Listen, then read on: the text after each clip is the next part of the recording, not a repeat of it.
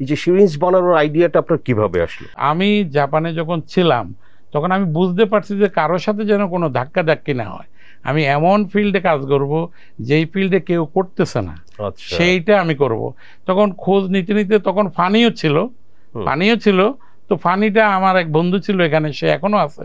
সে আমার বলে যে এইভাবে বলে, বেটা পাগল, পানি আবার কে কিনে খাবে এই দেশে। তখন আর ওইটা হলো না। আমি যখন ডাটা নিলাম, দেখা যায় ডাটাটা পাইছি হলো 7 লাখ না 8 লাখ ইনপুট করে অনলি। বাট কথাটা ঠিক না, কথা ঠিক না। পরে আমি তো রেকর্ডে এটা পরে আমি বলছি না, আমি তোমার এই কথার সাথে একমত না, আমাদের আরো হিউজ লাগে, তুমি হাসপাতালগুলোতে যাওয়ার পরে দেখে যে হিউজ হয়, তখন বলে যে হ্যাঁ এইটা হয়তো বা করা যায়। তখন ওই কোরিয়ানকে আমি প্রস্তাব দিই, এরপরে সে এসে আমাদের সাথে জয়েন করে।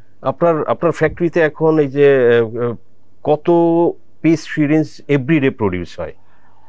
আমার আসলে হিউজ আমি তৈরি করতে পারি।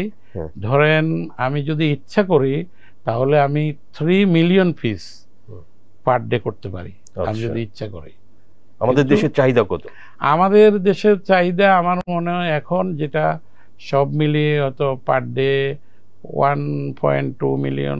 এগুলো কি এক্সপোর্ট করার চেষ্টা করছেন না আপনারা? জি, আপনি যথার্থ ভালো কথা বলছেন। আলহামদুলিল্লাহ, আসলে এক্সপোর্ট তো তখন আমরা করেছি, অনেক দেশেই করেছি, তখন তো ডিমান্ডও ছিল। কিন্তু সমস্যাটা এখন হয়েছে, দেখা যায় কোভিডের সময় প্রত্যেকটা দেশেই সবগুলো কোম্পানি কিন্তু তারা ডিমান্ড হওয়ার কারণে অনেক বেশি ক্যাপাসিটি করে ফেলছে। এখন ক্যাপাসিটি করার কারণে আমরা সমস্যা যেখানে পড়েছি সেটা হলো যে আমাদের যে এখন যে পলিসি আছে মেডিকেল ডিভাইসের, ওইরকম একটা গাইডলাইন আমি করেছি অনেক কষ্ট করে, সরকারও করেছে, কিন্তু সেখানে ওই রকম ওষুধের যে পলিসিটা 82 সালে হয়েছে ওই রকম না এটা। আপনাকে আমি এটার সাথে একটু যোগ করে দিই, আমাদের দেখেন আমরা 97% মেডিসিন তৈরি করি, কিন্তু মেডিকেল ডিভাইস করি হলো আমরা অনলি আপনার 10%। আচ্ছা, তাহলে ওয়ার্ল্ডে জেনেরিক মেডিসিনের approximately $400 billion market, medical device and ইকুইপমেন্টের প্রায় 360 বিলিয়ন। তাহলে ওখানে আমরা 97%, এখানে আমরা 10%ও নাই। কেন? ওয়াই? কেন আসলে কেন আপনার থেকে জানতে চাই। ওই যে পলিসি, আপনি যদি এখন এখানে করেন তাহলে আপনি যদি প্রফিট না থাকে, আজকে আপনি এগুলো খেয়াল করেন মার্কেটে যেখানে কামড়াকামড়ি হয়, কেন হয়? Because profit is there. Every business house they want the business need profit. তো যেখানে তার প্রফিট আছে সে ওখানে দৌড়ায়, যেখানে প্রফিট নেই সে সেখানে কেন যাবে? সে তো হিউম্যানিটেরিয়ান গ্রাউন্ড, যেটা দেশের কথা, যেটা এটা থাকে মানুষের কাছে, কিন্তু তাকে বাঁচতে হলে তো তার টাকা দরকার। এখন টাকা যদি সে না পায় তাহলে সে ওখানে কেন যাবে?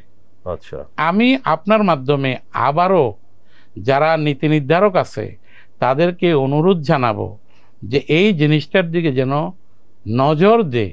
মেডিকেল ডিভাইসেসের এটা প্রোডাকশন, মার্কেটিং, এগুলো নিয়ে কোনো পলিসি চাচ্ছেন সরকারের থেকে? সরকারের কেন, যেমন এক্সাম্পল দিই, চায়নাতে যদি আপনি $100 কোনো মেডিকেল ডিভাইস এক্সপোর্ট করেন, $70 গভর্নমেন্ট দিয়ে দেয়।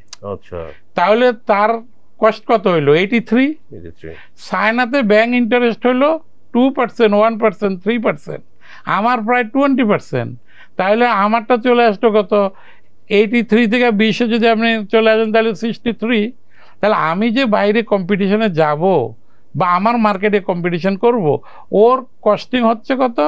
$63, আমার কস্টিং হলো $100। তাহলে আমি কিভাবে ওর সাথে পারবো?